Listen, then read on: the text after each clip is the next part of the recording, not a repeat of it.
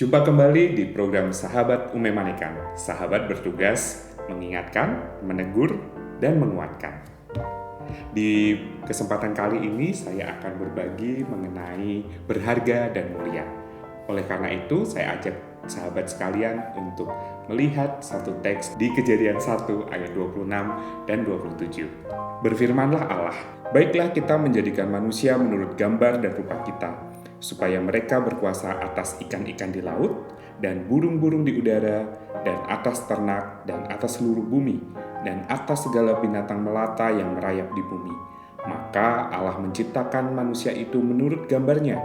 Menurut gambar Allah diciptakannya dia, laki-laki dan perempuan diciptakannya mereka. Sahabat, dari teks ini kita bisa melihat satu hal, bahwa kita adalah ciptaan yang diciptakan serupa dan segambar dengan Allah. Apa maknanya bagi kita? Makna pertama adalah kita adalah ciptaan.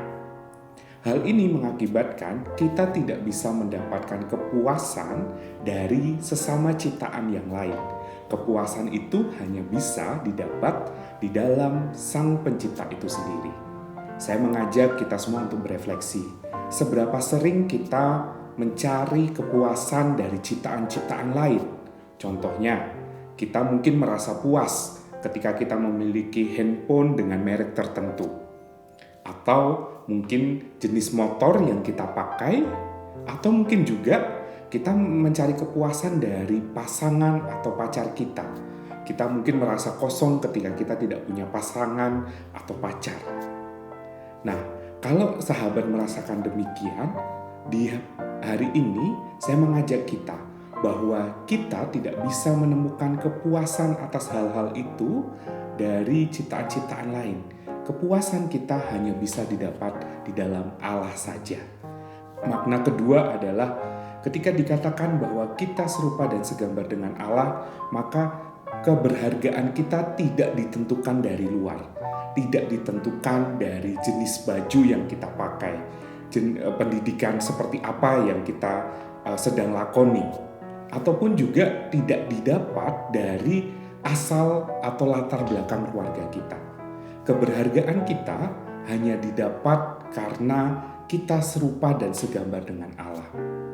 Apakah sahabat merasakan bahwa sahabat mungkin kurang merasa berharga ketika tidak memiliki sesuatu? Merasa mungkin ketika berasal dari keluarga tertentu atau mungkin berasal dari sekolah tertentu. Di hari ini sekali lagi diingatkan bahwa kita sudah berharga sejak semula, yaitu kita adalah segambar dan serupa dengan Allah. Dan yang ketiga, ketika seseorang menciptakan, berarti benda yang diciptakan itu adalah milik Sang Penciptanya. Kalau kita adalah ciptaan, berarti kita adalah milik Allah. Yang terakhir, maknanya bagi kita, ketika kita menyadari kita adalah ciptaan dan kita adalah milik Allah, maka seharusnya kita menyadari juga bahwa hidup kita bukanlah milik kita lagi, tetapi milik Allah Sang Pencipta kita.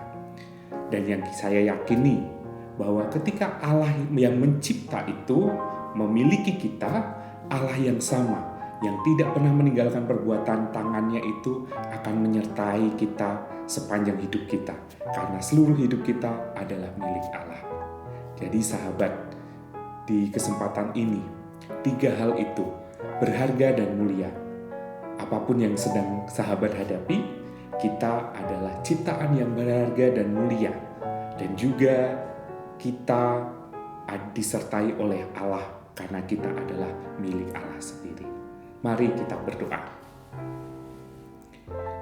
Tuhan, kami bersyukur diingatkan lagi bahwa kami bukanlah ciptaan yang biasa, tetapi kami dicipta serupa dan segambar dengan Engkau.